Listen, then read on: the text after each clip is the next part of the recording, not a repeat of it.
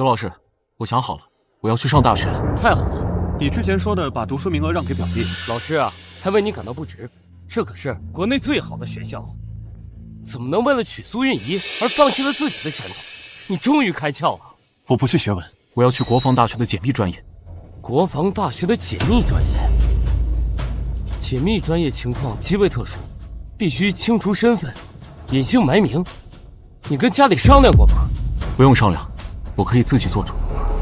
就是因为报恩，从小到大所有的好东西都被父母要求让给表弟。这次为了抢走我的读书名额，父母逼迫我，就连我的未婚妻苏韵仪都愿意用嬴政的条件来换表弟的前途。这一次我不会再让，家人我也不要了。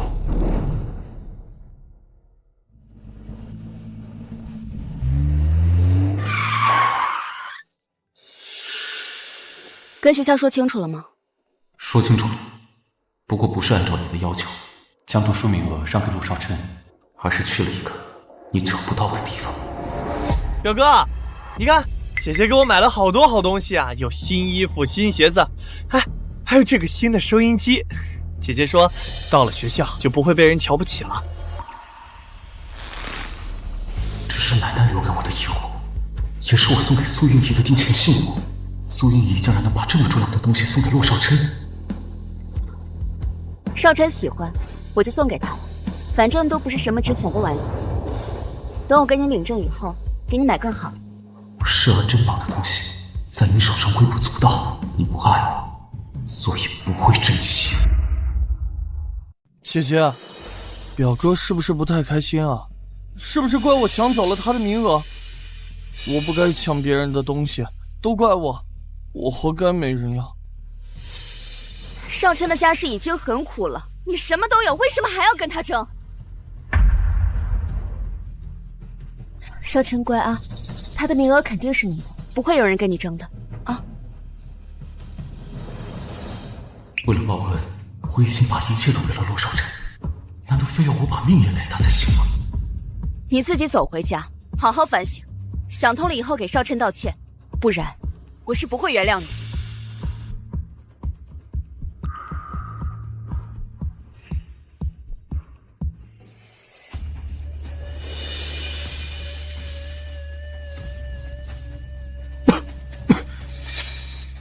我什么都没说，什么都没做，但什么都是错的。苏韵仪送我的这颗奶糖，我一直都舍不得吃。她说如果我感到难过就吃糖，生活会甜一点。但现在奶糖已经变质，就如同苏韵仪的爱变成了垃圾。偏心的父母，变心的未婚妻，我通通都不要了。快吃，来，先尝尝这个，这菜好吃，请你多吃点。来，坐下吃饭。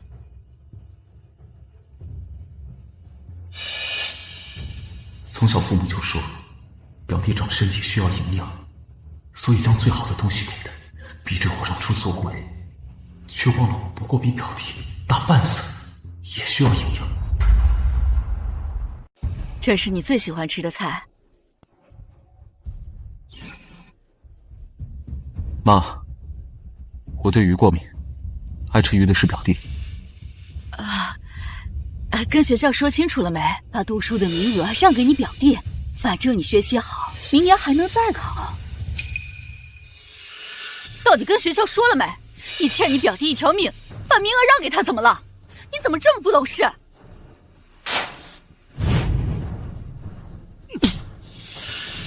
我怎么生出来你这么个不懂感恩的儿子？你要是没把学校的事给我处理好了，就滚出这个家！我没你这样的儿子。就因为小姨夫救了我，我变得异质人生，从刚开始的玩具、衣服，到父母的疼爱，就连未婚妻都不要我了。如果可以选择，我宁愿当时被淹死。大姨、大姨夫，你们不要这样对表哥，我看着难受。可能我就不是读书的命吧，不怪表哥。没事儿啊，姨夫呀，让你表哥把读书的名额让给你，等你拿到读书名额了，姨妈带你去买礼物。你不是想买块表吗？姨妈给你买。表哥，我真的不是故意要抢你的东西。如果你不开心，我马上就离开。满意了吗你？啊！现在你把家里搞得是鸡飞狗跳，你赶紧的给少琛道歉。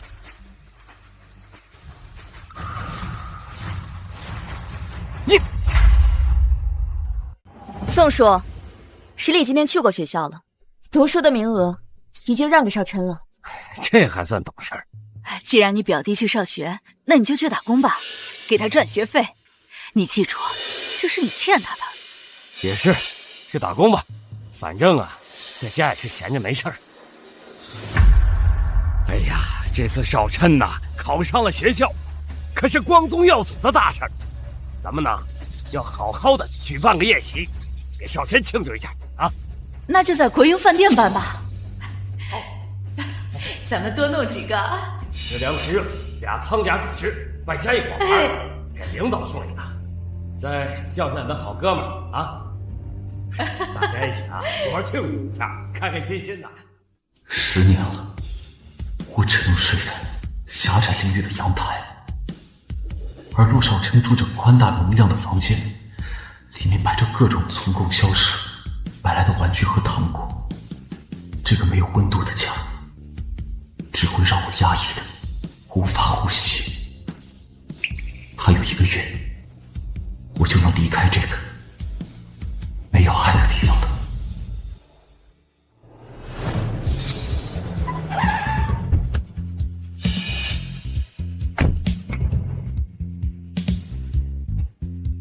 说，十里，听说你考上了，不错呀。苏叔叔算是唯一真心对我好的人了。当初苏叔叔为我爸救了一命，就给我和苏韵仪定下了娃娃亲。现在看来，我是让苏叔叔失望了。十里说他不想读书，把读书的名额留给了少琛。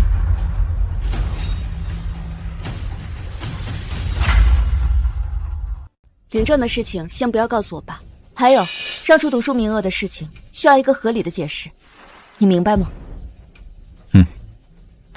为了帮助陆少琛上学，你要跟不爱的人领证，真是伟大。少琛年纪还小，受不了刺激，你还是先不要给他说我们领证的事情。还有，让你给他道歉，为什么到现在都没有表示？我没错，我为什么要道歉？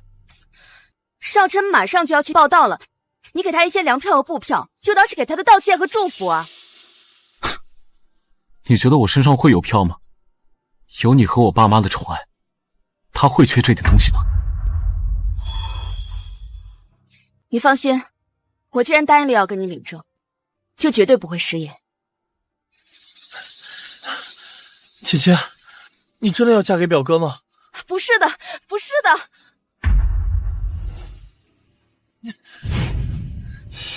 少琛，我不想姐姐跟表哥结婚，我也喜欢姐姐啊！少琛，你不要这样，少琛，你不能嫁给他，你只能嫁给我。少琛，快来人！哎呀，这是怎么回事啊？这是少琛！哎呀，孩子出血了，快，送医院去！别管我，你刚才就看到少琛在旁边了吧？所以故意刺激他，没想到你这么阴险。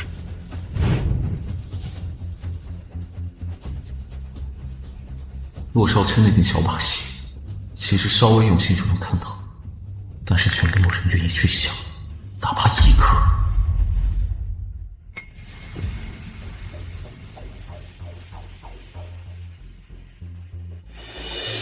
苏韵仪送我的所有礼物，都被我当成至宝，舍不得丢弃。但现在，这些都是垃圾。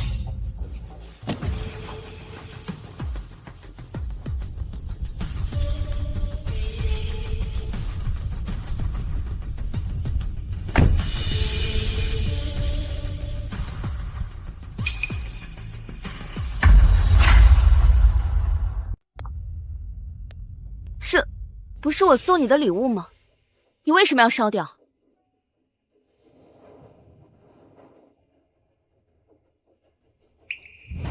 为什么我会感觉宋世礼要离我而去？礼物发霉了，所以就烧了。烧了也好，反正这些东西也不值钱。我们领证以后，我给你买更好的。我们不会领证，也没有以后。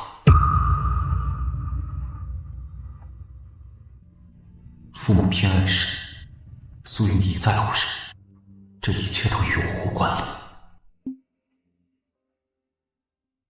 除了我之外，十里没有其他选择，他不可能离开我的。刚才的担忧，应该是自己多想了。你不要整天板着个脸。少琛失去父母，有抑郁症，不能再受刺激了。你什么都有，为什么要跟他争啊？那你告诉我，我有什么呢？有你爸妈还有我呀。少琛在医院现在很痛苦，你去给他道个歉吧。他有我爸妈的陪伴，还有你的照顾，周围还有一队医护人员，你觉得还需要我去吗？你怎么连这点同情心都没有？少琛的抑郁症就是你害的。不管怎么样，你身为哥哥，必须大度点。看来你到现在还没有意识到自己的问题，还是我太惯着你了。宋十里，别说我没给你机会，你要是不去道歉，我们的婚事就缓缓吧。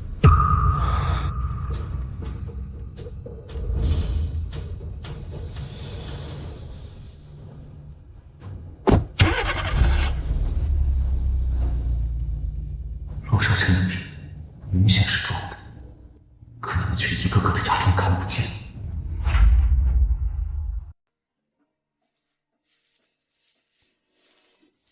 十里，你把韵仪让出来，少琛也喜欢她，在医院闹自杀，你是哥哥，应该大度点儿。妈，我是你的亲生儿子呀！你一直说让着洛少琛，我答应了。这些年我让的还少吗？家里任何新的东西，餐桌上的肉，过年的新衣服，我的房间，我哪样不让给他了？书我也不去读，现在你连苏韵仪也要让我让，是不是他说要我命的话，还要我把我的心挖出来呀？妈，到底谁才是你的亲生儿子？住嘴！那是你表弟，因为你少了爸爸，你拥有的还不够多吗？你爸果然说的对，你是不懂感恩的人。这一次，你不让也得让，否则就不是我的儿子。你呀！原来在爸爸的眼中，我自己过得这么幸福，比洛少琛拥有的多得多。宋十里，少琛现在精神状况很差，我们的领证延迟吧。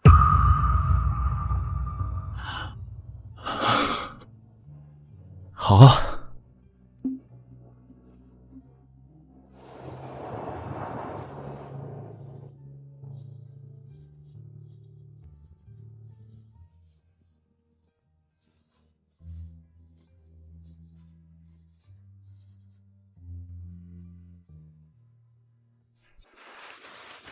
为什么？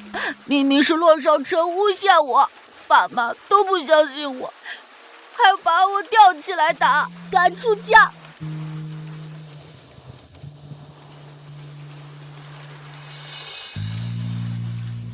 跟我回家吧。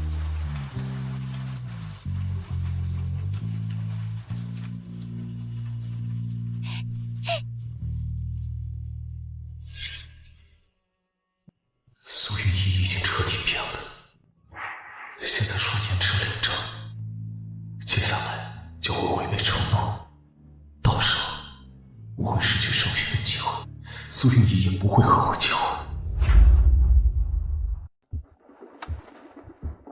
十里，你别多想，我答应你的事情，我绝对不会食言。只是现在少琛的精神状态太差了，我不想刺激他。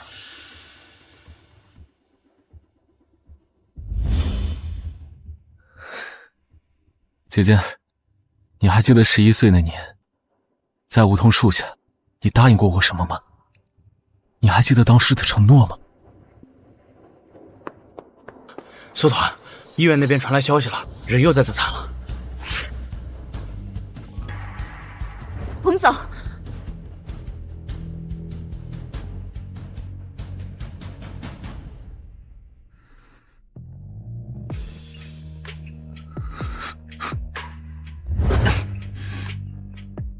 曾经素云艺术，喜欢有艺术气息的男孩，于是我故意留长头发。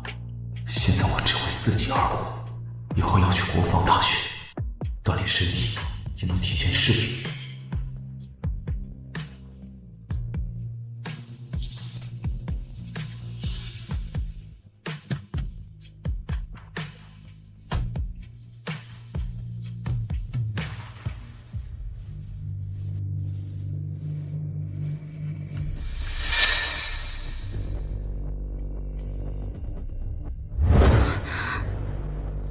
姐姐，你是不是嫌弃我？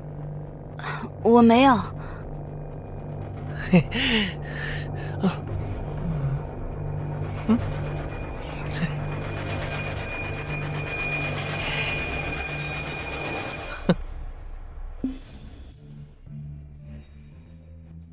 你先慢慢练，我去喝口水啊。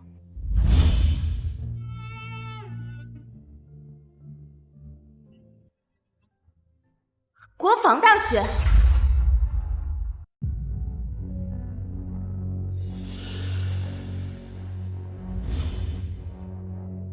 国防大学，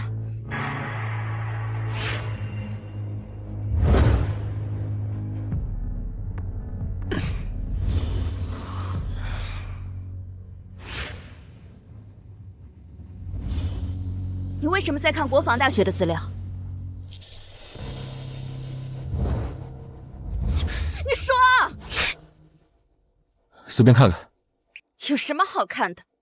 你的身体条件不适合国防大学，还不如好好学习，明年继续参加考试。反正你成绩好，肯定还能再考上的。你觉得我还有机会吗？爸妈要求我过完暑假就去打工赚钱，供表弟读书。你觉得我还有时间学习吗？你放心，我不会让你出去打工的。钱的事情你不用操心，我已经攒够一笔钱，足够让少琛出去读书的。苏云逸，你不但比我让出读书名额，连学费都早早准备好。不得不说，你们一家人真幸福。只要洛少琛一闹，爸爸肯定会逼着我去打工赚钱，而苏云逸也会像之前一样保持沉默。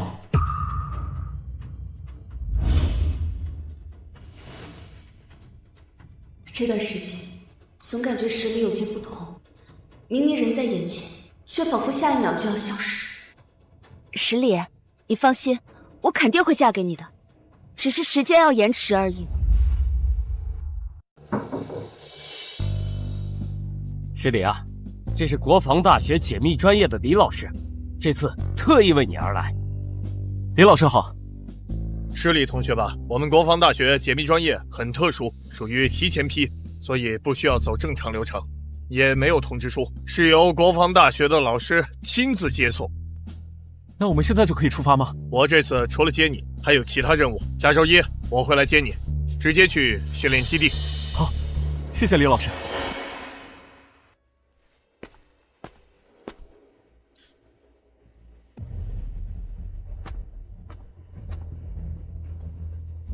嘿，哥哥，你这小破床挺舒服的嘛。对了，你有没有看到姐姐好像更喜欢我一点？我告诉你啊，在这个家里，只要是我想要的东西，都会属于我。所以你还留在这个家里干什么？不如去死吧！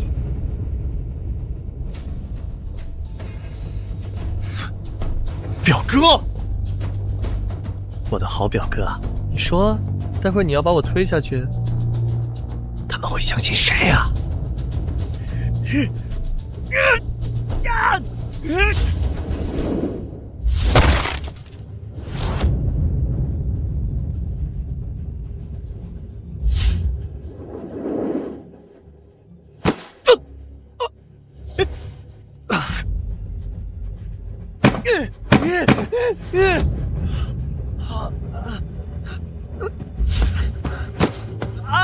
救命啊！别杀我！救命啊！快起来！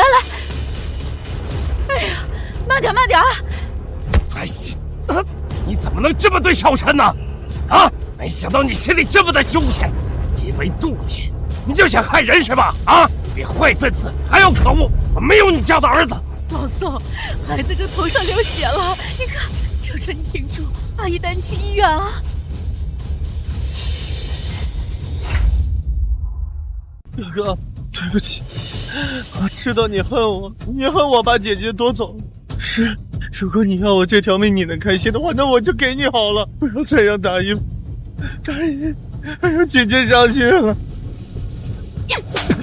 我都说了会和你领证，你为什么还要害少晨？他都已经很难过了，你要逼死他吗？像你这种不择手段的人，我怎么会和你领证？宋十里，你真叫人失望！赶快送孩子去医院，走走走。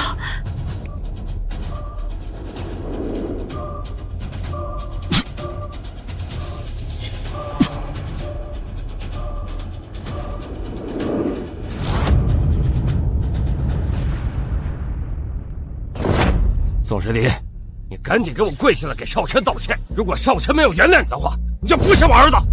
明明是罗少晨陷害，我却要被逼着跪下道歉。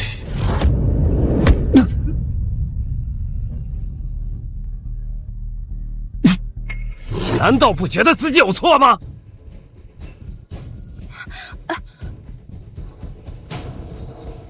我看你现在的样子也不适合跟我领证，要不是少晨命大，他早就被你摔死了。作为惩罚，我们的领证延迟。为了弥补少晨，我会跟他举行婚礼。又不是真结婚，我只是为了弥补少晨。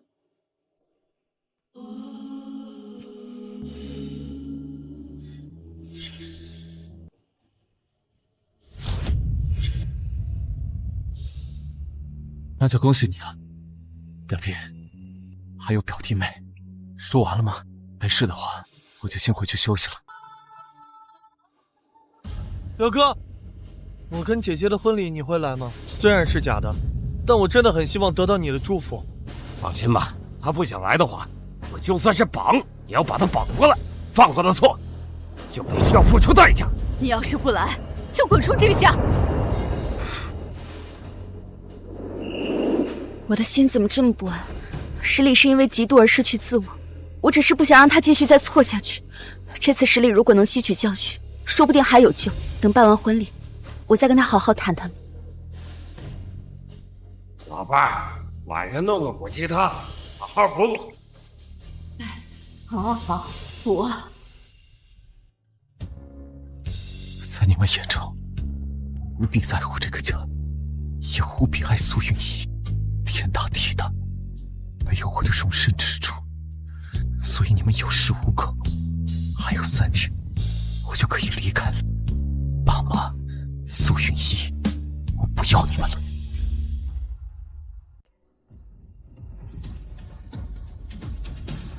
自己在这个家的所有东西，就这些洗了又洗的几件衣服。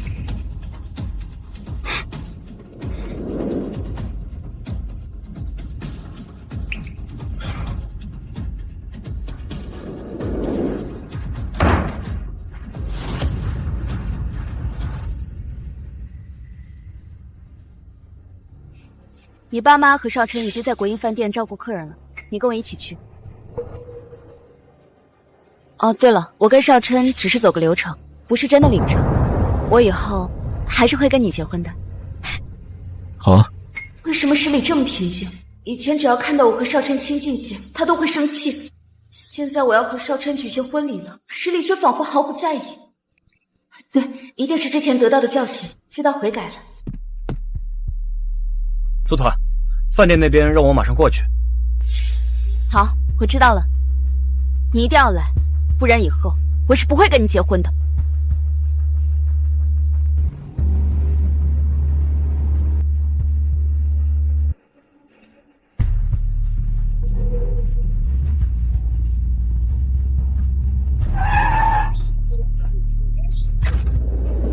十里同学，准备好了吗？准备好了。我和家人告个别。不需要了。哎呀，咱们孩子长得真帅啊！哎，真精神呢啊！哎呀，你看，一家人真是般配。怎么感觉有点心慌？石林应该还在来的路上。老宋，哎呦，哎呦恭喜呀！哎呀，少晨考上了学院，又娶了我们大院最漂亮的姑娘，你们可有福了。是啊，今天算是双喜临门吧。哎呀，少晨聪明，性格又好，允仪呀就喜欢我们家少晨。哎，对了，别客气啊，今天中午多喝2杯啊。读书没是啊，婚礼都是石礼，为了配合少晨的治疗，我才勉强答应。石礼的父母现在这样有些过了。怎么没见表哥呀？他不是说要来看我和姐姐的婚礼吗？表哥是不是真的生气了？早知道那天我就应该跪下给他道歉。不懂感恩的家伙，我怎么生这样一个儿子？他连少晨1/1000都不如。石礼也太不懂事了，表弟结婚都不来。以前欺负少晨就不说了，少晨大度不计较，前几天差点把少晨给害死，今天又摆脸色给谁看？回去一定要好好教训教训他。可能表哥真的喜欢姐姐吧，但我真的没有想把姐姐抢走的意思。我只是想完成一个能结婚的心愿，结完婚之后我就把姐姐还给他。如果表哥真的生气，那我们就不办了。是这个逆子，他格局怎么这么小啊？真该死！少晨，你别怕，回去饿他3天不吃饭，看他还敢不敢作妖。哼！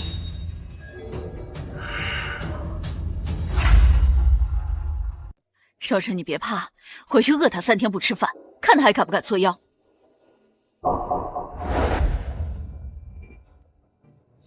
哎，姐姐，你怎么会用这种眼光看我？我去接个人。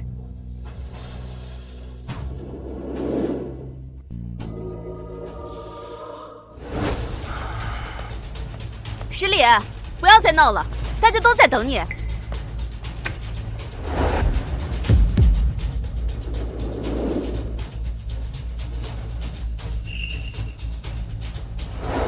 这个家我不要了，苏云逸，再也不见。石礼肯定在跟我开玩笑，他不会走的。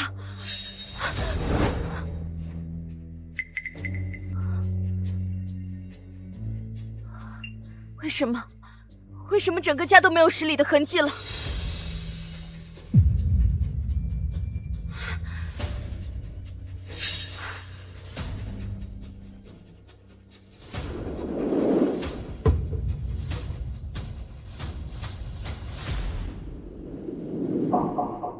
这个是石礼从小到大的心事，一直藏着的陶罐，怎么会？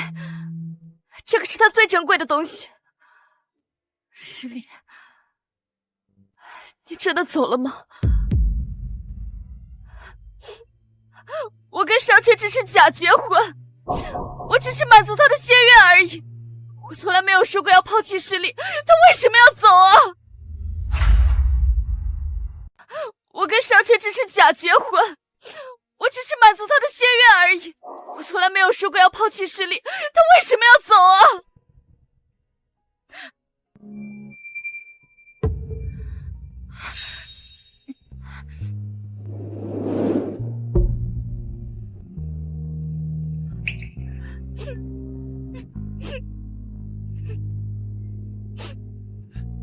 石礼，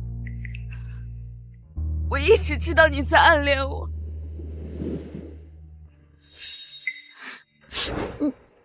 跟我回家吧，以后你不会再孤单，我会保护你。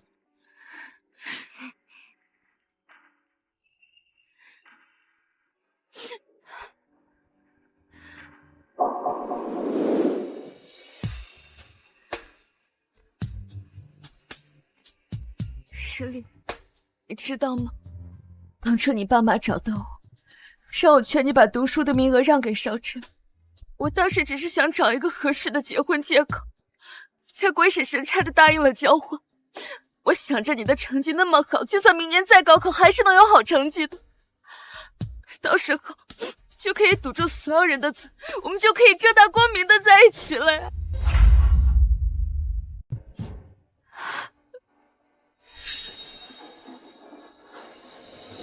石离肯定还没有走远，我一定要找到他。警卫员，通知所有人搜索汽车站和火车站，一定要找到宋石离。是，团长。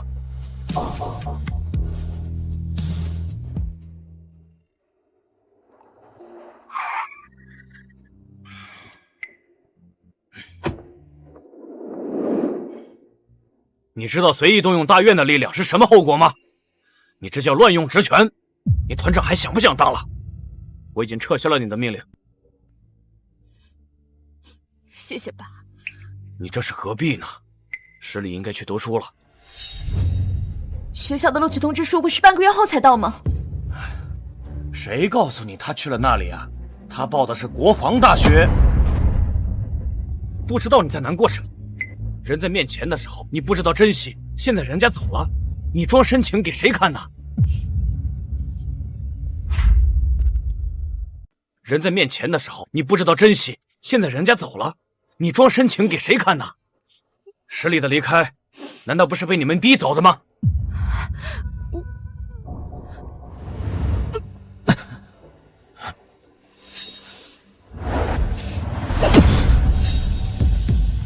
石里是个好孩子，你们怎么对待他的我都看到眼里。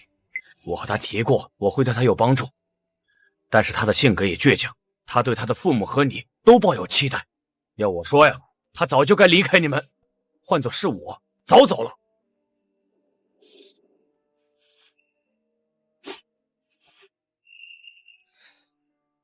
姐姐，你还记得11岁那年，在梧桐树下，你答应过我什么吗？你还记得当时的承诺吗？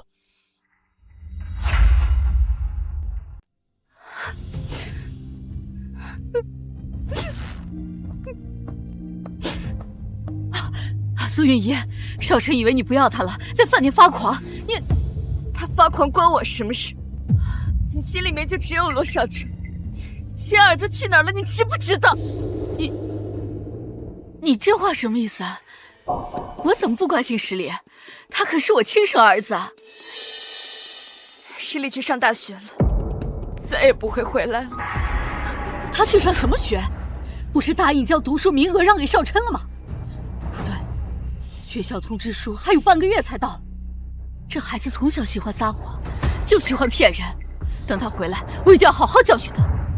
他上的是国防大学，不是清北。他上的是国防大学，不是清北。他凭什么上国防大学？那少琛怎么办？我们都已经对外宣布，很快就办升学宴了。这石里安的什么心？就见不得少琛好吗？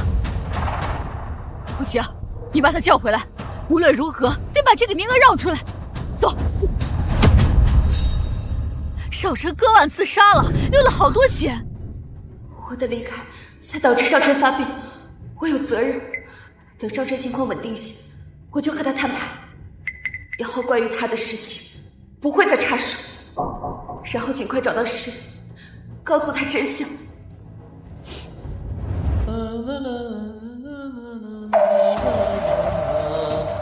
以前石里说少琛的抑郁症是伪装的，并没有生病，是想要抢走他的东西。你一直都以为石里是无理取闹，嫉妒少琛而撒谎，现在看来，少琛确实有些异常。哼，那个野种现在估计已经气死了吧？爸妈被我抢走了，读书名额也让给了我，现在连未婚妻都不是他的。哼，虽然是假结婚，但只要我稍微一闹，那两个二傻子肯定会帮我，逼着姐姐跟我洞房。哎，就只要得到姐姐的身体，我还会怕她悔婚吗？我真的是太聪明了。这还是平时老实乖巧的骆少琛，原来这都是他的伪装，石里一直都在被他陷害。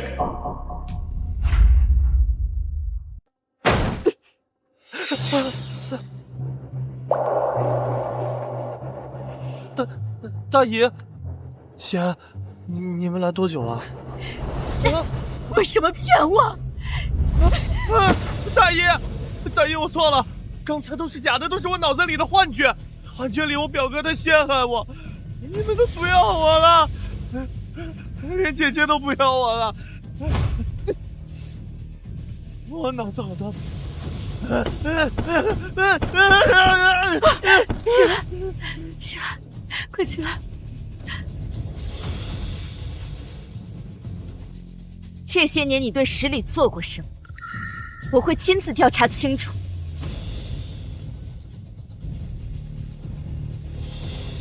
如果这一切都是洛少琛自导自演，那十里该受了多大的委屈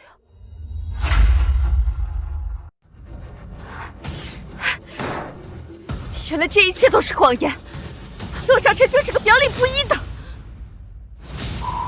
这是在陆少琛房间暗格找到的。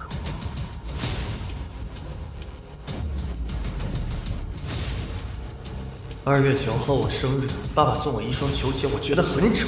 为什么我要出生在那么贫穷的家庭？我希望爸爸赶紧去死。3月12号，爸爸终于死了。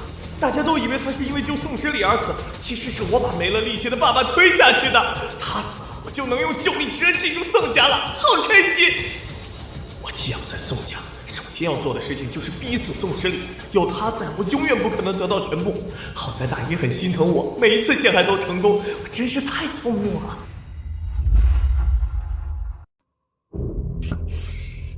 原来，这从头到尾都是一场谎言。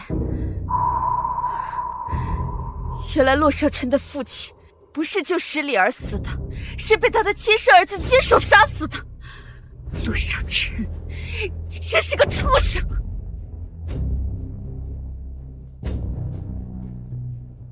为了逼死野种，我故意将他推下楼，没想到那小子命大没有残废。不过没关系，我也因此能与苏韵仪结婚。原来十里说的都是真的，原来他受了那么多的委屈。11岁那年，我看不惯宋叔叔、宋阿姨偏心洛少琛，把他带回家，发誓一辈子都要对他好。可是为什么我却像宋叔叔和宋阿姨一样，迷失在洛少琛的谎言里，忘了初心？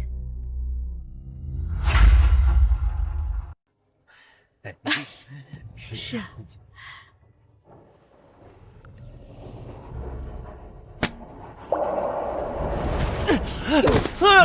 少琛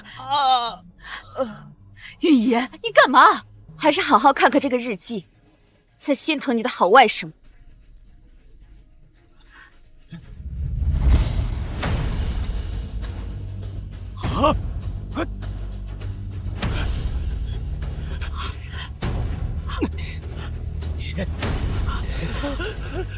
我错了，我错了，我错了，我不应该撒谎的，我是怕你们抛弃我，我才冤枉表哥的，我真的错了。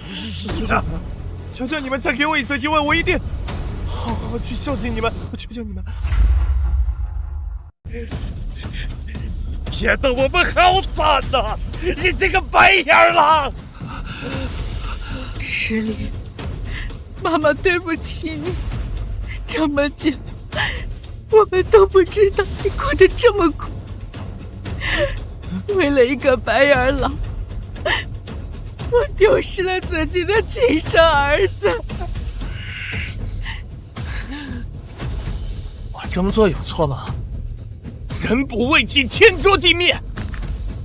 我只不过想给自己一个更好的未来而已。我有什么错？我告诉你，哪怕再重来一遍，我也会这么做。混账！我打死你！我打死你！我错了，够了！够了！现在醒悟还有什么用？伤害已经造成。影仪，你能帮我找到十里吗？这些年我们对不起他，我们会好好弥补他的。找到又有什么用？十里不会原谅我们的。他走的时候留了张纸条，他说他不要这个家了，也不要我了。不会的，石丽是我们的孩子，他不会不要他的亲生父母的。石丽已经被我们伤透了心，我都不敢想象他被我们无情对待时候的心情。云姨啊，拜托了，你一定要帮我们找到石丽啊！罗少晨这个罪魁祸首，我一定把他送到监狱，让他这辈子都出不来。我想当面向石丽道歉，母子没有隔夜的仇，我相信石丽肯定会原谅我的。我一定会找到石丽的。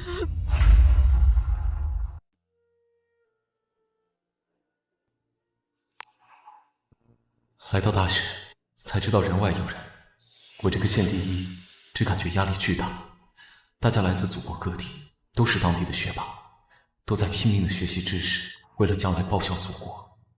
我被困在小小的阳台10多年，现在才找到自己人生的方向。我已经离开了，他们一家4口应该过得挺幸福吧。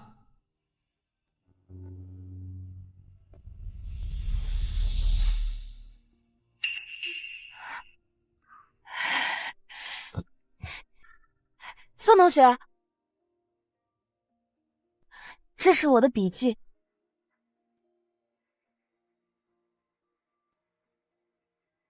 江同学，以后别来找我了。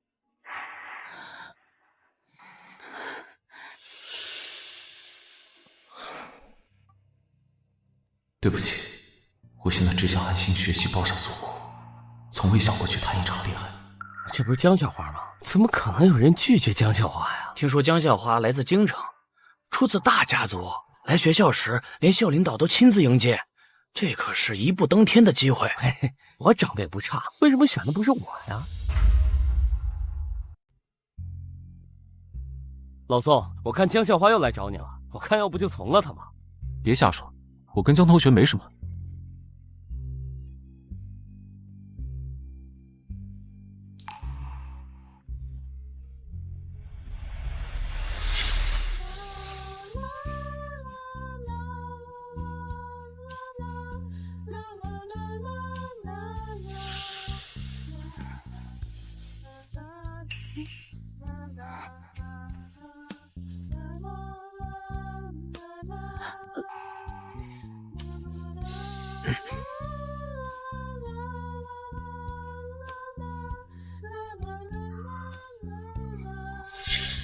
自从在图书馆相遇，江以宁就一直有意的接近我。虽然只是讨论专业，不过也让大家都以为江以宁在追求我。老宋，以后我们解密专业啊，就要面临险峻的环境，我们要作为隐形人，那些情情爱爱啊，对我们来说简直就是奢望。你做得对。现在我们国家对外形势艰难，我们作为国家重点培养的特殊人才，全力报效国家是我们的责任。老宋，你觉悟真高啊！但是你不能拒绝到千里之外啊！江同学可是我们解密专业的天才啊！解密课还没有开，他都已经了如指掌了。以后有他的帮助呀，你的成绩会有大大提高。算了，走得太近，对江同学的名声也不好。对了，这月生活补助下来了，我帮你领了。选择国防大学果然没错，不仅不需要学费，学校还发生活补助，10块钱对我来说算是一笔巨款。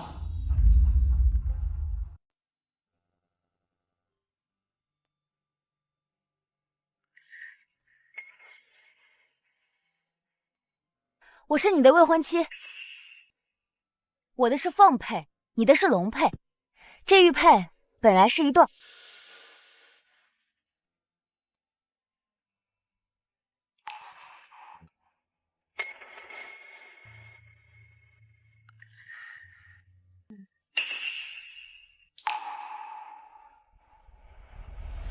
江同学，我希望你注意影响。我们来国防大学是来学习，报效祖国和人民，不是来谈情说爱的。更何况我们以前从不认识，就更别提什么婚约了。国防大学禁止谈恋爱，如果不阻止江以宁，恐怕马上就被教导员叫去谈话了。放在几年前，江以宁这种大胆做法，恐怕会被当作女流氓。我知道这样做会造成不好的影响，但是我还是想告诉你真相。这玉佩本身是成双成对，由我父亲和我父亲的一位故人保管。他们当年约定，如果对方生的是一男一女，便结为亲家；如果是同姓，便是兄弟。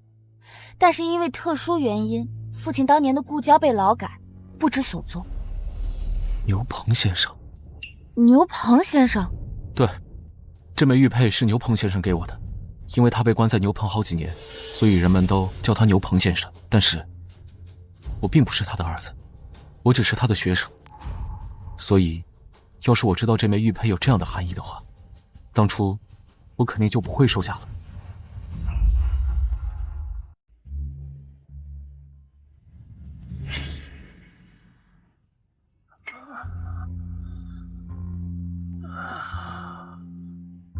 叔叔，你怎么了？我生病了，孩子，你怎么在这儿啊？我被家人赶出门了。和我一样，都是可怜人。叔叔，我给你去叫医生吧。没有人会来。孩子，你想帮叔叔吗？我愿意。好孩子，过来。我给你说几种草药，你去后山帮我采来。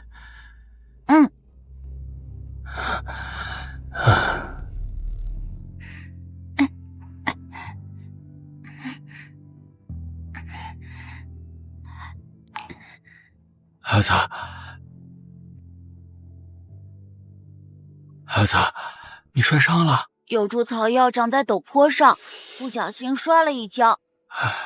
心善坚韧，孩子，你救了叔叔的命，你可愿意拜我为师？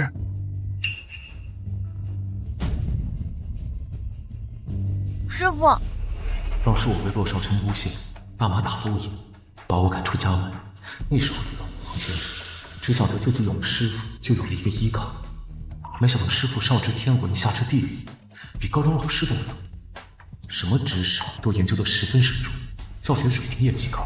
虽然最初是因为玉佩的原因接近你，但是因为你特立独行的气质与众不同，眼神中除了坚定的革命信念，还有一抹淡淡的忧伤，像是一个无尽的深渊，只要靠近就会沦陷。这才是我挑明婚约的真实原因。这么多年，我父亲一直没有忘记当年的承诺，但是因为一直没有那位故人的下落，就担心找不到那个龙佩。我也不想随便和一个陌生人结婚，我就报考了国防大学。没想到缘分这么奇妙，既然牛棚先生把玉佩交给你，那就是想让你履行婚约。这枚玉佩你收下吧，但至于婚约就算了。难怪当时师傅把玉佩交给我的时候神色莫名，原来这玉佩竟然是定情信物。师傅教我知识改变命运，要好好学习，时刻保持一个善良的心，坚定为国效力的心。所以我没有资格，也不会去接受婚约。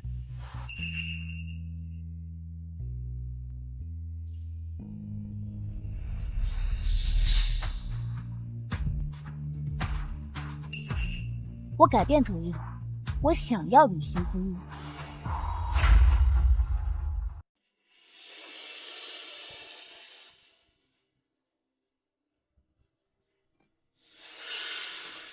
师傅，师傅，我考上了，我考上大学了。师傅，师傅，你没事吧？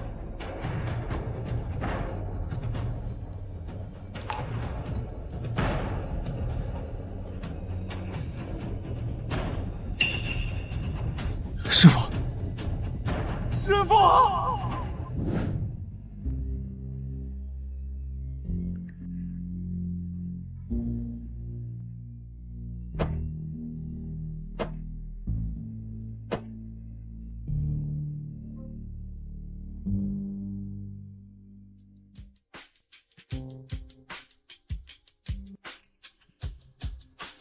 你把读书的名额让给你表弟吧。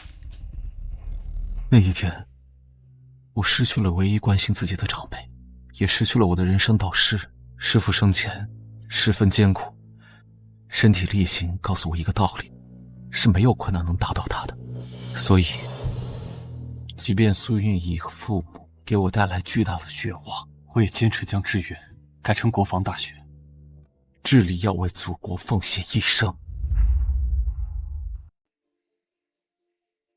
我要好好学习，远离江一鸣。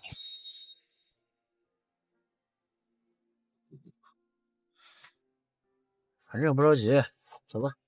就是啊。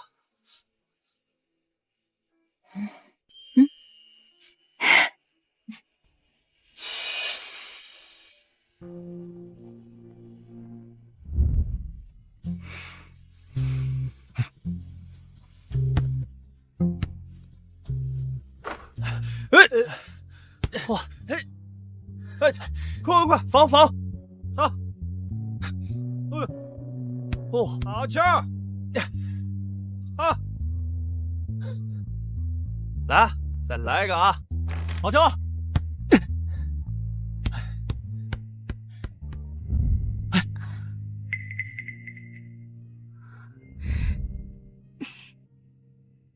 失恋。姐姐，这里是学校，注意影响。姐姐，我考上了！这里是大院，注意影响。失恋，你一声不吭就走了，你真的要跟我撇清关系吗？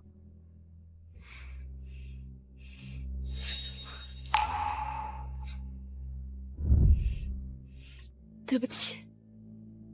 如果你是来帮骆少晨要回读书名额，对不起，木已成舟，我是不会让的。不是的，我就是想来看看你。既然看过了，那你现在就可以走了。失恋，我们怎么会变成这个样子？这也是我想问的，不过都已经不重要了。姐姐，这是我最后一次这么叫你，祝你和骆少晨百年好合，以后不要再来找我了。我到现在都很感谢你给我带来的温暖和希望，所以请不要让我恨你。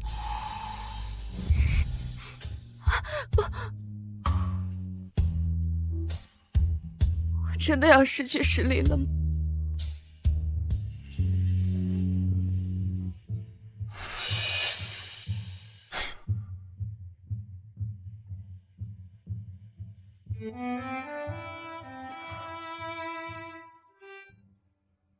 原以为彻底断情绝爱，却依旧会悲伤。我终究没有彻底放弃。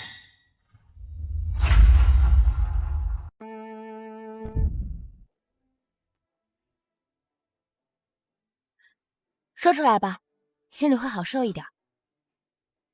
10岁那年，我爸妈带回了表弟，从此以后，我的生活就发生了天翻地覆的变化。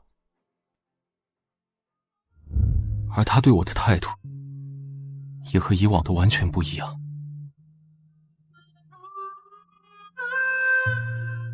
那你还爱他吗？不爱了。那就告诉他，斩断过去，才会有更好的未来。好好睡一觉，休息一下，明天会更好。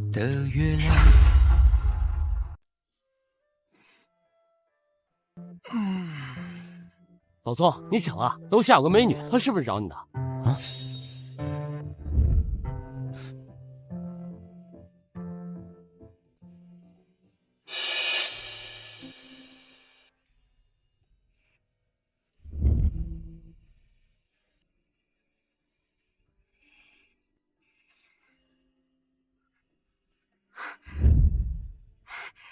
下午什么打算？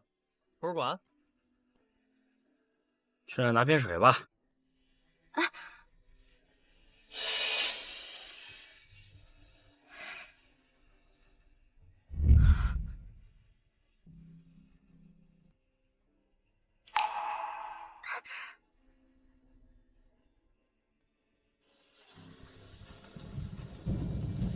老宋，楼下那个漂亮女孩又来了，在雨里站着，不知道在等谁。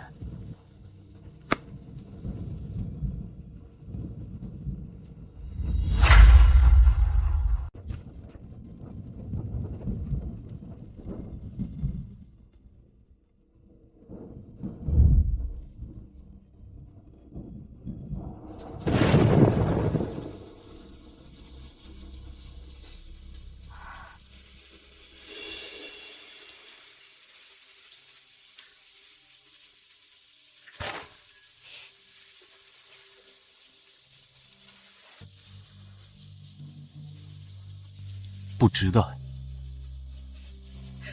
值得。你走之后，然后我调查了骆少晨，我找到了他的日记本，他的那些罪行都暴露了，他得到了应有的惩罚。这么多年，是我们错怪了你。阿姨和叔叔也后悔了，想要当面向你道歉。感谢你为我做的那些事情，是你帮我熬过最冰冷的寒冬，也是你一点点让我失望。不要试图掩盖自己做过的事情，疤痕永远都在，不可能消失。苏韵仪，你已经不是我那个让我崇拜和爱慕的姐姐了。对不起，我请了1周的假，也只有1周能看你。我知道你不想被打扰，我就默默看着，明天就走了。求你给我一次机会好不好？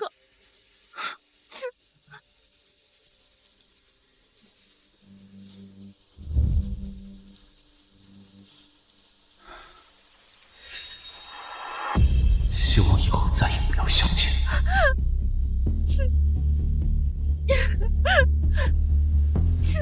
诗丽，你不要离开我！我知道错了，我真的知道错了，我真的知道错了。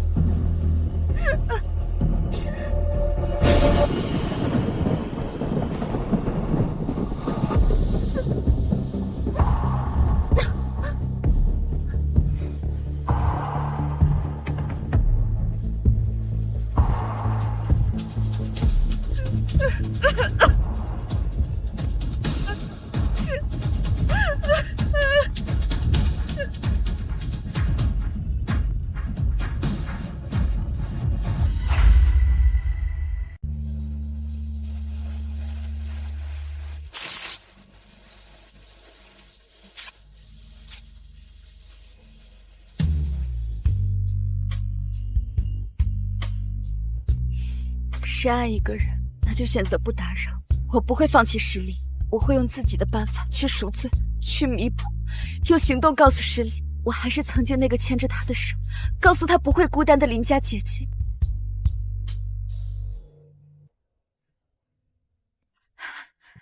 他走了。啊，走了。江同学，以后我遇到难题可以向你请教吗？好呀。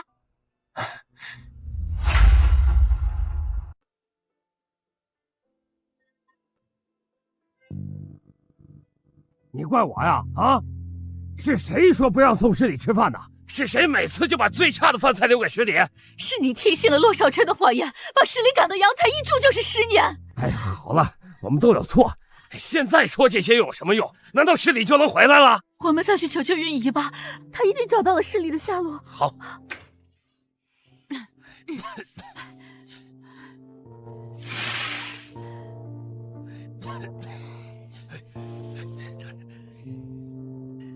韵仪啊，你是不是已经找到诗礼了？你给叔叔说实话吧，啊！是啊，韵仪，就算阿姨求你了。你们也是伤害诗礼的凶手，应该得到惩罚。阿姨给你跪下了，你就把诗礼的位置告诉我们吧。起来，老婆，别以为你不说，我们就找不到诗礼。媳妇儿，回家。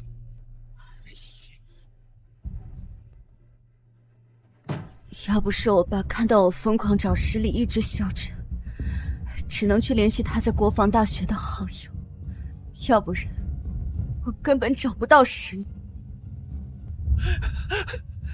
姐姐，我求求你，救救我！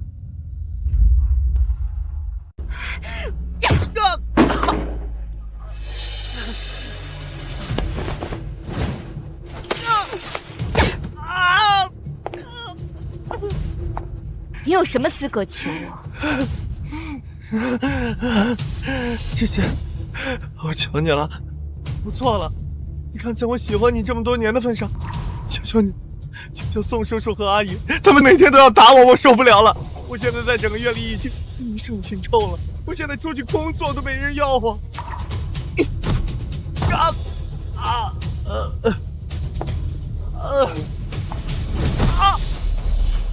应该庆幸叔叔阿姨折磨你，没有把你送到监狱。你的余生要好好来弥补实力。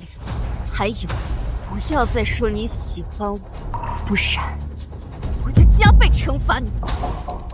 因为现在的你真的让我很恶心。这样谢谢啊。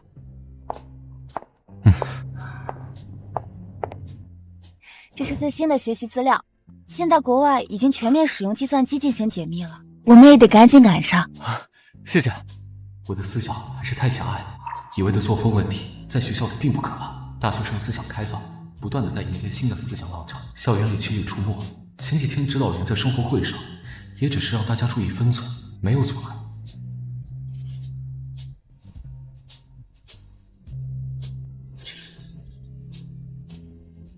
新的生活，新的朋友，真好。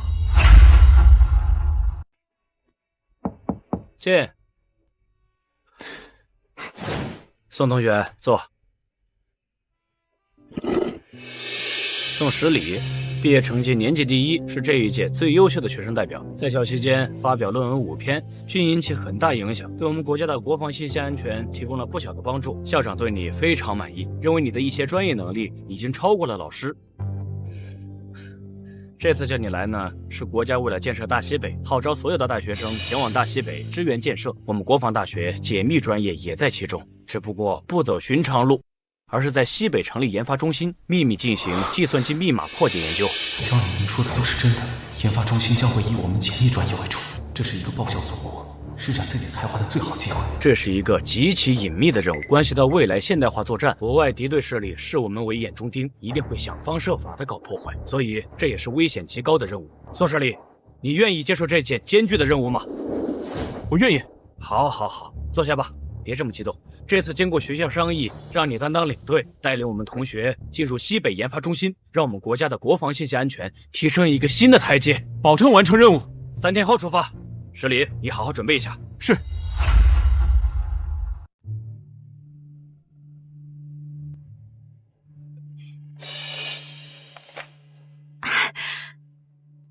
好，我知道了。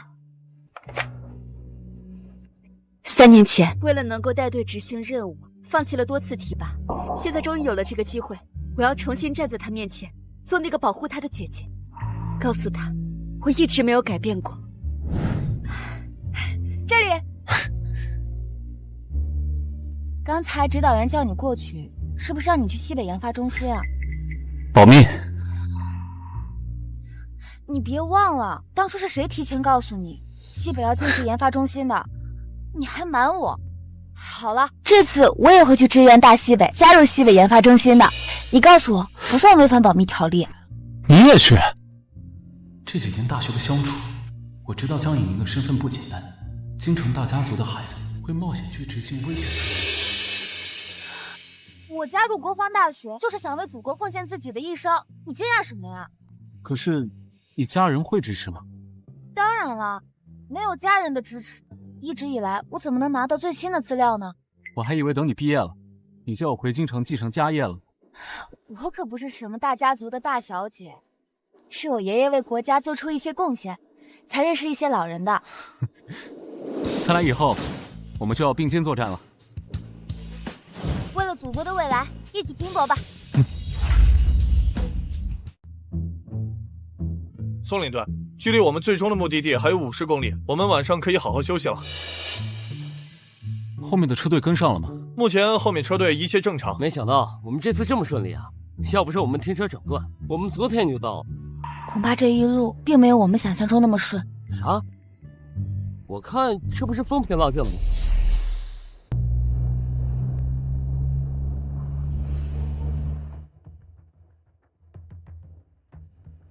苏团，有不明意图车队正在快速接近，马上突破警戒圈。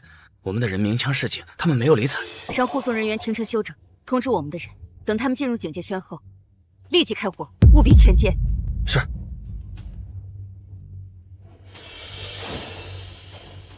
十里，我一定会好好保护你，不让你受一点伤害。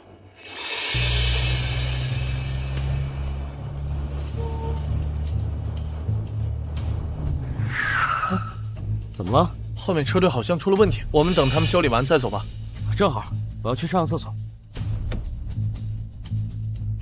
走吧。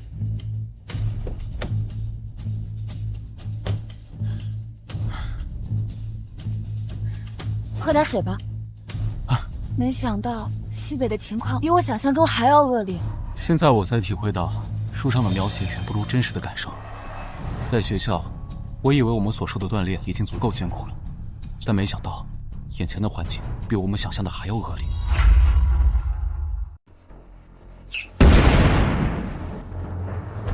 有敌人！应该是护送我们的特战旅和袭击的敌人发生了战斗，手榴弹都用上了，说明战况比较激烈，我们要随时做好战斗的准备。宋领队，你带着江同学先躲在车里，如果敌人冲过来，一定保护自己的安全。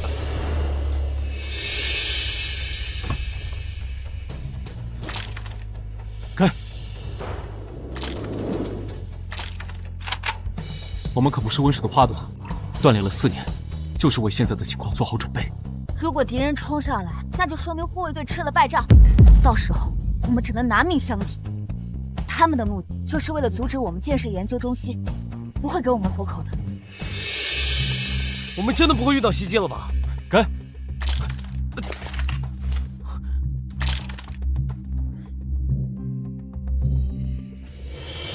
大家都准备好，只要有敌人出现，马上开枪。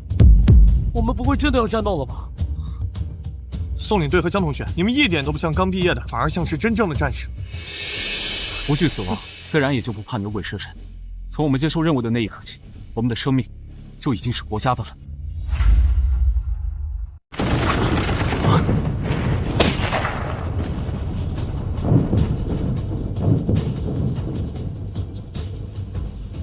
应该没事了。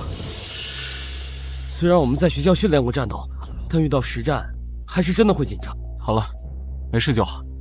毕竟我们的专长也不是战斗，而是在那些看不见的战场上，用我们的知识和敌人搏斗。也不知道保护我们的护卫队怎么样了。希望他们可以安然无恙吧。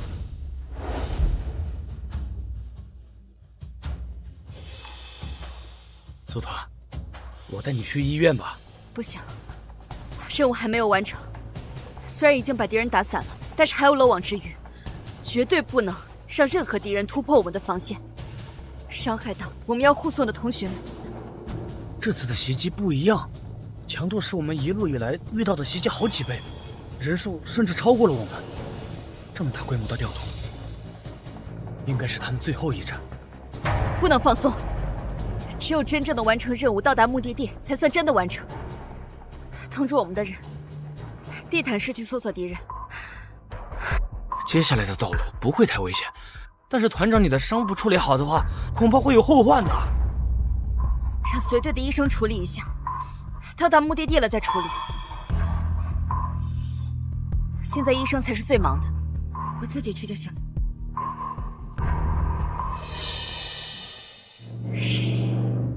姐姐又保护了你一次，你放心，不会有人伤害得到你。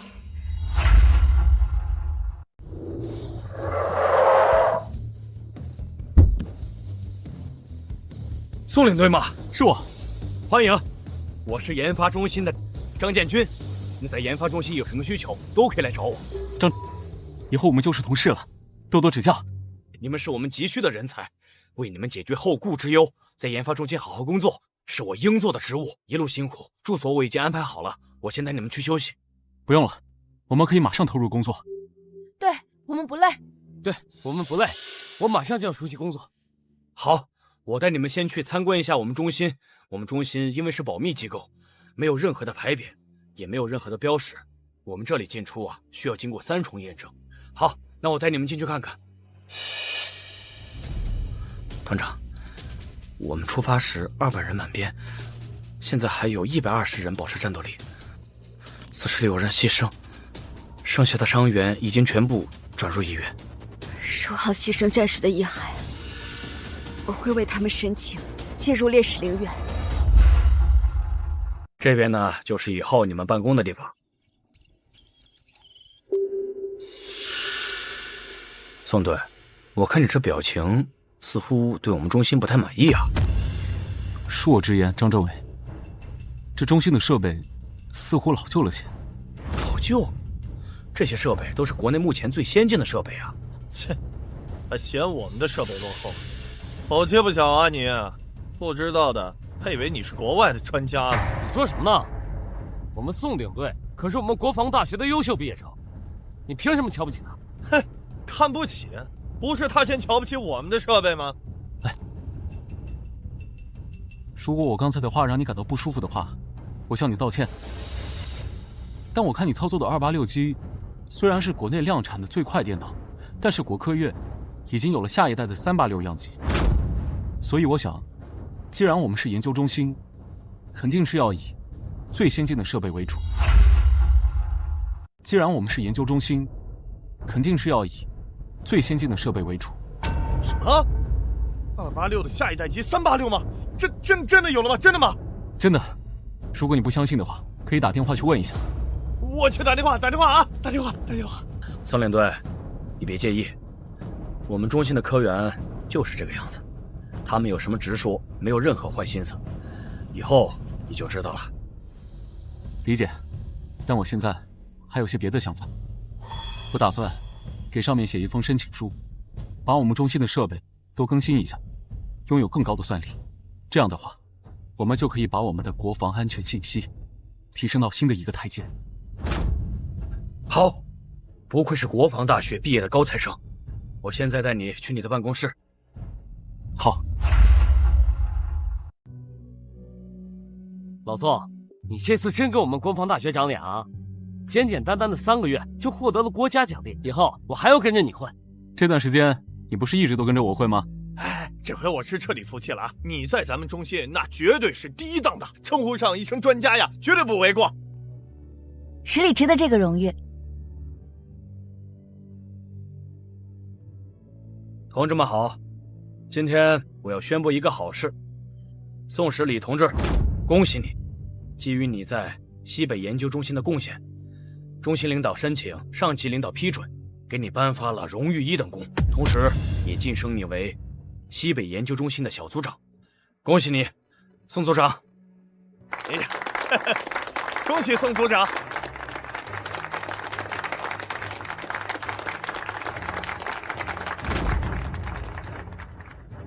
感谢国家授予的荣誉，十里一定会更加努力，为国家贡献一份自己的力量。你小子，中心领导现在特别器重你，希望你带领你的团队，帮助国家，把信息建设做得更高一层。我一定会尽自己的努力。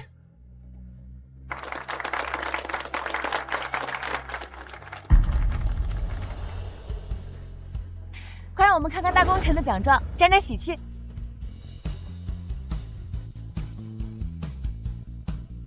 我什么时候能获得1等功啊？哎，就你呀，就你的技术，下辈子吧。你也好不到哪儿去。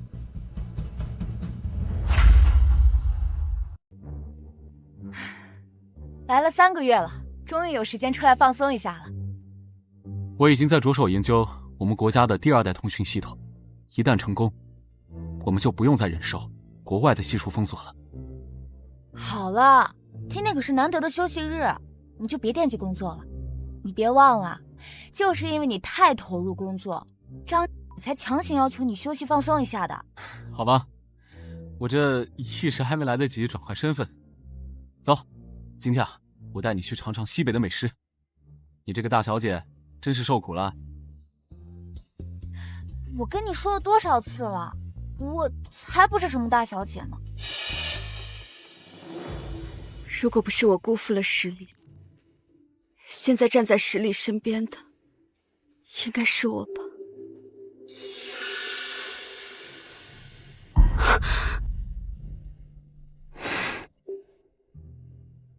怎么了？哦，没什么，总觉得有人在看着我。我们宋组长可是国防大学的校草，吸引一下怀春少女的心，不是很正常的事吗？你敢取笑我？走，我们去吃东西。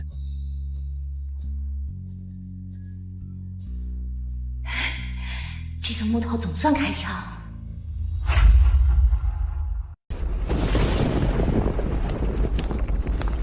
一凡，你快看看3号通讯站，是不是丢失了信号？3号通讯站应该是出了问题，连接不上了。看来是暴雨导致的，我去看看。老宋，现在外面暴雨太大了，你现在出去太危险了，还是等雨停了吧。损失一个通讯站，就说明我们的信息安全出现了一个巨大的漏洞。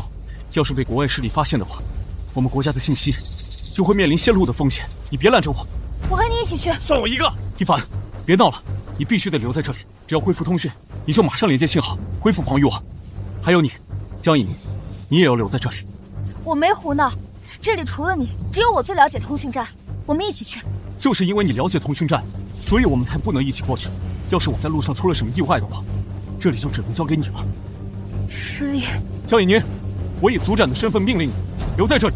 好了，我陪老宋去。江以宁，放心，我一定把老宋安全的带回来，照顾你。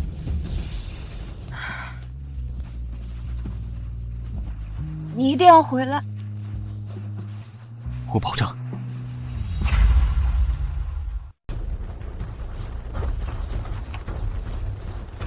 还好来得及时，及时把被暴雨冲走的零件更换，不然的话，我们整个通讯站的设备都会被毁掉的。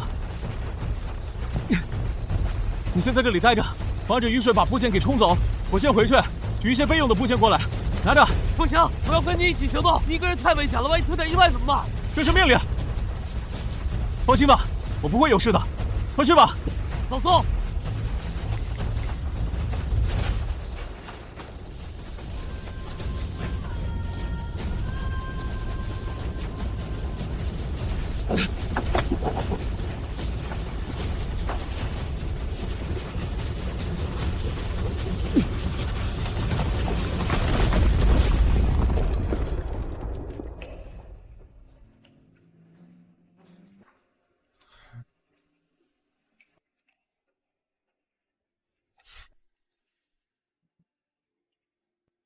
没想到我居然会死在这里。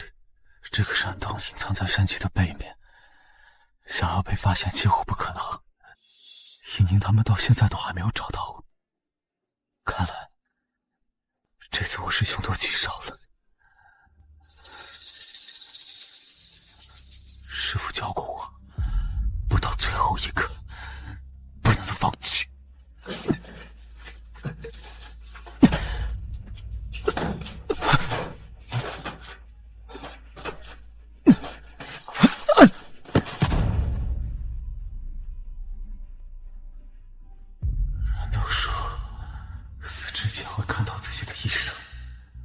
医生和分部断了关系，和自己要守护的姐姐断绝情爱，唯一牵挂的也就只有以宁了呢。我明白你对我的情谊，不过看来这辈子我只能辜负你了。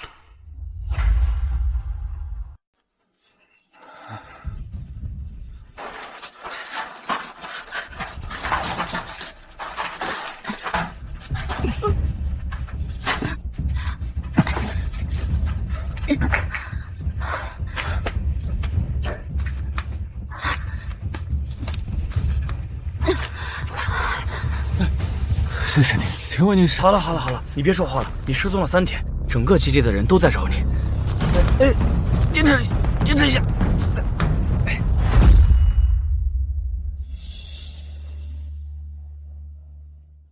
你醒了，慢点。谢谢。怎么样？你饿不饿？我给你煮了稀饭。老宋，你吓死我了！我差一点就给江以宁以死谢罪了。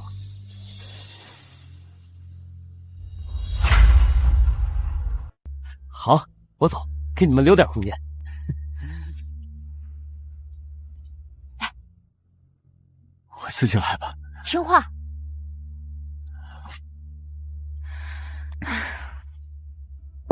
你出事以后，张动员了研究中心所有人都外出找你。第2天，张就向自己领导申请，把能动员的人全动员出来找你。最后还是特战旅的人找到了你。特战旅是送我们来的部队吗？对，他们把你送回基地之后，就留下来转为防御部队。继续保护我们。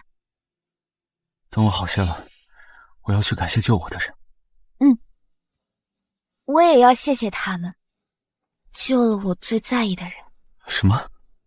我没听清。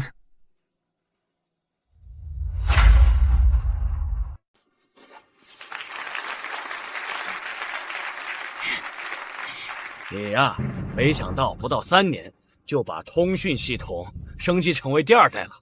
国家给予你个人特等功，又给你1级勋章，授予你们小组团体1等奖的奖励。另外，中心领导决定升任你为中心副主任，你现在可是整个基地最年轻的副主任了。感谢国家对我的认可，这都是我的本职工作。好，给你们放1天假，今天你们就好好休息，不要阳奉阴违啊。是。好。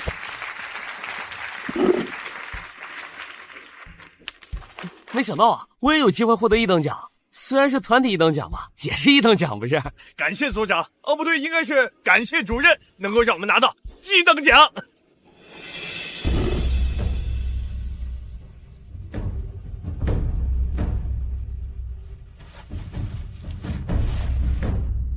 帅！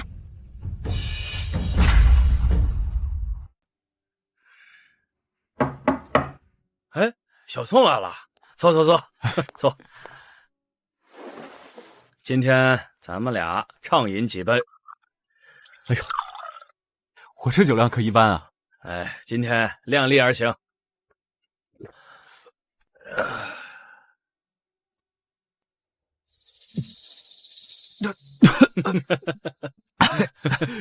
吃口菜。啊，慢点喝，慢点喝。十里啊，这次你开发出第2代通讯系统，马上就要离开这个戈壁滩了，去更高更远的地方。跟你共事4年，我还真舍不得你啊。这些年多亏了你的照顾，你永远是我的好大哥。来，来。十里，你知道吗？这些年我们被敌人攻击的次数也不少，我们这3年多就被袭击了70多次，虽然都被成功阻拦，但是我们也牺牲了很多同志。好在我们成功了，不仅挫败了敌人的阴谋，而且还完成了任务。你也可以去更高的舞台，完成更艰巨的任务。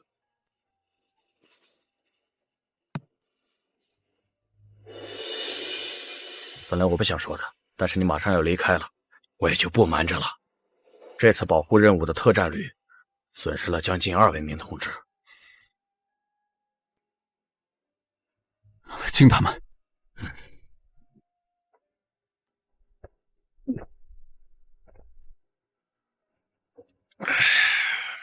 你应该和苏团长很熟悉吧？苏团长？不会吧？苏运仪应该还在区大院吧？苏运仪，苏团长，有一次你掉到山洞里，他为了你3天不眠不休，在山洞里找到了你，腿还受伤了。之前你在主持第2代通讯系统研究的时候，敌人一直在袭击你，他为了你3次中弹，其中有1次心脏差点中弹。现在他又离开了。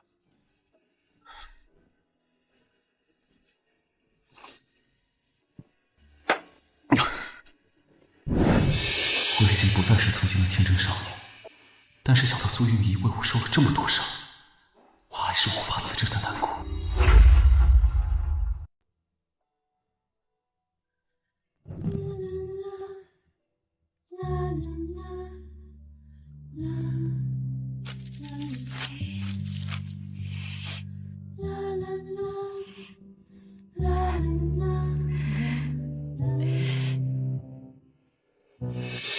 苏团长来的时候就警告我，不要让我把这件事告诉你，但是你现在要走了，他还丢了1只手，所以我没办法不告诉你了。什么？他失去了1只手？在最近保护你的任务当中，敌人使用了炸弹，在搏斗当中炸弹引爆了，他失去了一只左手。为什么？3年多了，他为什么不来找我？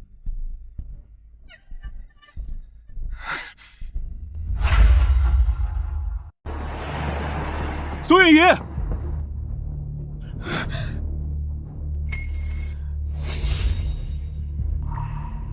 苏团，要不要掉头？走吧。3年来，无数次看到你在实验室忙碌的背影，想要上去陪伴，可一想到做过太多伤害你的事情，我就不由自主地停下了脚步。真正爱一个人，那就选择不打扰。何况以我现在的样子，怎么配得上你？10年，你应该值得更好的伴侣。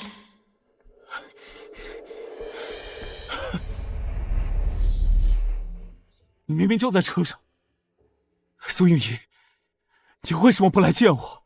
你没告诉我你来过，也没告诉过你离开。姐姐，我原谅你了。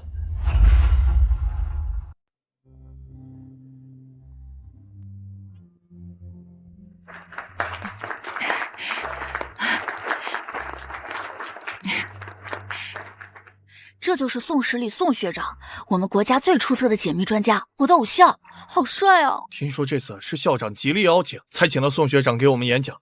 要不是限制人数，礼堂恐怕要被挤爆了。宋学长还不到40岁吧，已经是首席专家了。听说开放的第4代国防信息安全技术，直接吊打国外那些专家，简直是我们的国之重器啊！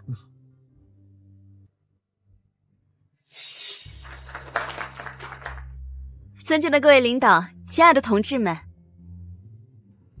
各位同学大家好，我是宋十里。首先非常荣幸能够回到母校，给大家分享一点我的小心得。走，回吧。走吧。啊，真是学习哎呀，周校长，好一句少年强则国强。改革开放10多年，我们国家发生了翻天覆地的变化。你一直扎根荒漠深处，过着艰苦朴素的生活。这一次回来，要好好休息，看一看我们国家的大好河山。校长，这次我才刚回来，你就让我来学校演讲。我还是喜欢待在研究院里，国家的第4代信息安全技术马上就要研究成功了，我是真不想离开第一线啊。你们领导呀，特殊交代我，这一次出来要多活动活动。下一周跟我一起到大会堂参加国奖颁奖。这一次呀，1等奖可是非你莫属。好，接下来几天打算去哪儿？要不要我安排领你在学校周围转转？你离开10年，这里变化很大呀。谢谢校长，不过我打算回家一趟。也好，回去休息2天，下周过来，我们一起上京。好。是回招待所吗？回云县。回家乡？对。是。当年知道苏运仪离开后，我给他的部队打电话询问，部队的人说他退伍了，应该是回到了苏家了。这次组织强令我休假，回去看看他。曾经的恩怨情仇，如今已经烟消云散了，是时候回去了。到了我这个年纪，早就把生命奉献给了党和人民。当年苏运仪为了我牺牲了这么多，我要回去当面谢谢他。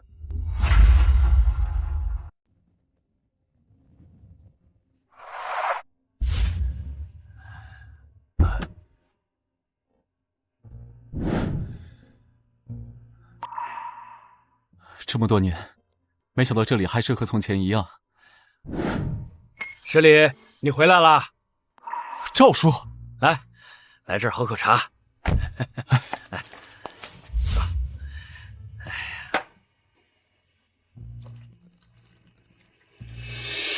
赵叔，你怎么还在这里啊？当年你出去读书的时候，你爸妈一直在找你，你妈妈整天以泪洗面，人都苍老了。后来啊，他们就搬走了，我把这儿都买下来了。那你知道他们去哪儿了吗？不知道，他们一直什么都没有说。当时骆少琛的事情大家都知道了，那个人面兽心的东西欺骗了大家，不过他们也得到了应有的惩罚。最后他得了抑郁症，自杀了。当初我恨过洛少晨，我以为我听到洛少晨的下场会很痛苦，会解恨，但是现在我只感到了释然。你知道吗？当初洛少琛的爸爸救了你，但是洛少琛爸爸并没有死，他的死是洛少琛造成的。哎呀，老宋也是被洛少琛给骗了，没想到这么小的孩子心机都这么深呀。当时苏运仪去国防大学找我，只是简单说洛少琛受到了惩罚，这些细节都没告诉我。原来当初我背负的报应都是笑话，这都是洛少琛的阴谋。对呀，洛少琛把他爸推下水，就是为了进你家过上一个好生活，真是狠毒呀！小小年纪就敢弑父，不过他暴露以后被你爸妈整天待在家里，最后也跳河了，也算是一报还一报。伤害已经造成了，就算他们已经知道后悔了，也弥补不了他们那些年对我造成的伤害。这是你们的家事，我也没资格说什么。不过你爸妈也算是付出了代价，毕竟是你父母，有生育之恩，这么多年了，你就不肯原谅他们吗？无所谓原不原谅吧，现在我对他们的感情只是接近陌生人。最年轻的，哎呀，当初你和苏团长要不是被洛少琛破坏，现在应该都在一起了吧？对了，赵叔，苏叔叔在哪儿？你不知道，苏建国已经被调走了，早就离开这里了。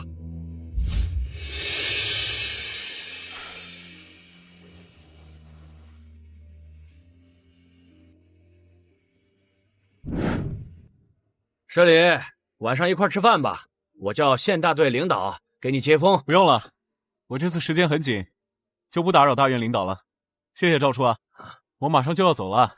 好吧，你在这儿待一会儿，有事叫叔。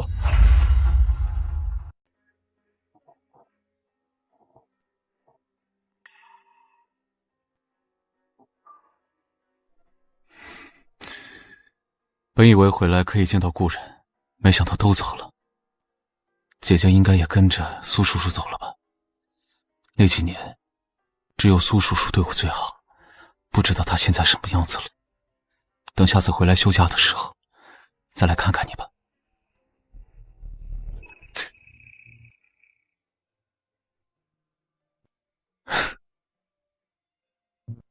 喂，十里。喂，宁宁。放假去哪儿了？也不回来啊？我回趟老家看看。他在吗？我问过了，他不在。他应该跟着苏叔叔调走了吧？我爸妈也不在了，不知道搬去了哪儿。那要不要我找人帮忙问问？不用了，这次休假只有1周，时间也来不及，下次吧。儿子都想你了，什么时候回来？来，喊爸爸。爸爸，爸爸，我想你了。好，我马上回家。儿子，等着爸爸啊。乖。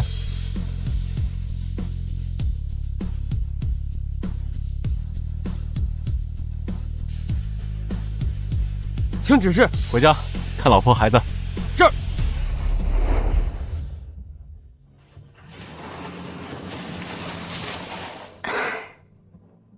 十里，看到你幸福，我就放心了。对不起，我隐瞒了你，但是我不想让你分心。你的未来一片光明，我能做的就只有默默守护着你，我就满足了。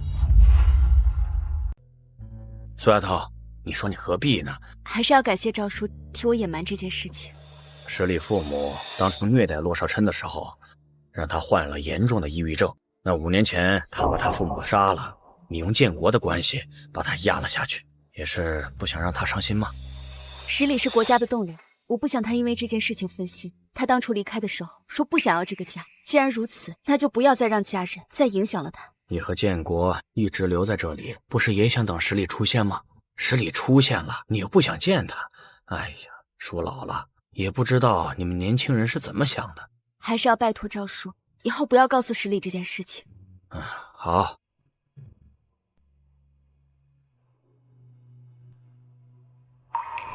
我也不知道在等些什么，但是就这么等着才会让我心安。十里，你终于回来了，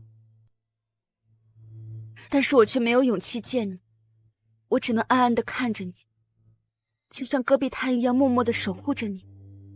以前是没有脸见你，现在是没有勇气见你，我只要在暗处默默守护着你就足够了。先生阿姨，我来看你们。十里今天回来了，我没有告诉他你们的事情，你们不会生气吧？毕竟是我们做错事情，就应该付出代价。或许这就是上天的旨意。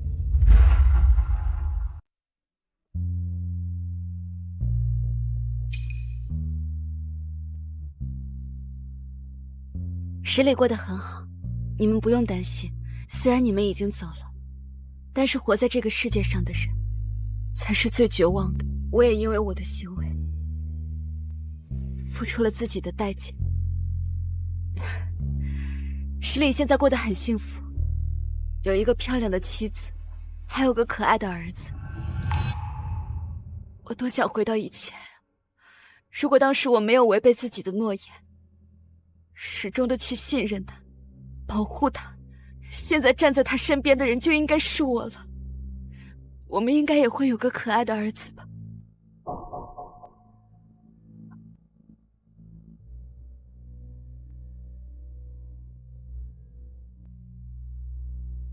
这辈子没能成为你们的儿媳妇，下辈子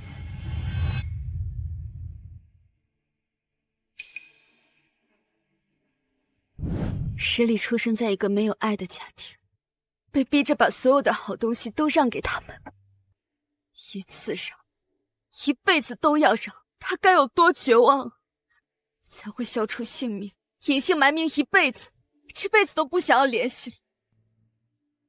他该有多绝望才会做出这个决定？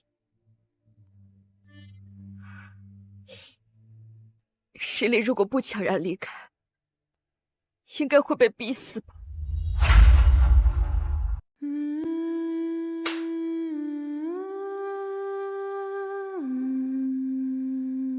十里，你离开后，我才肯定我对你的感情，可是伤害已经造成了。我想明白以后，我已经把你弄丢了。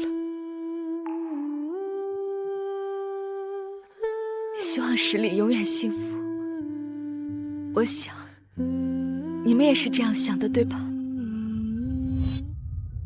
姐姐，今天是我的17岁生日，我想告诉你，我喜欢你。如果当初答应了，结果会不会不一样？可惜没如果。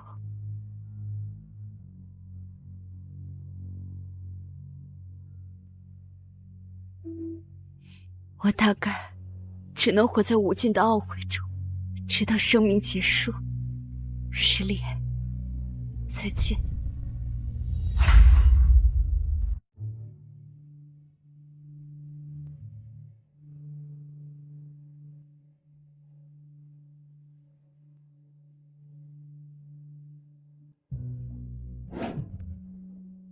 刚睡着，别弄醒了，弄醒你自己哄啊。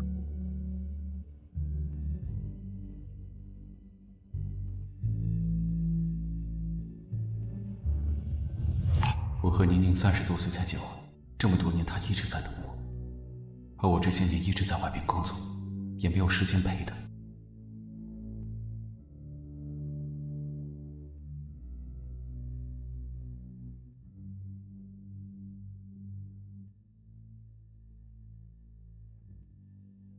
谢谢老婆，你辛苦了。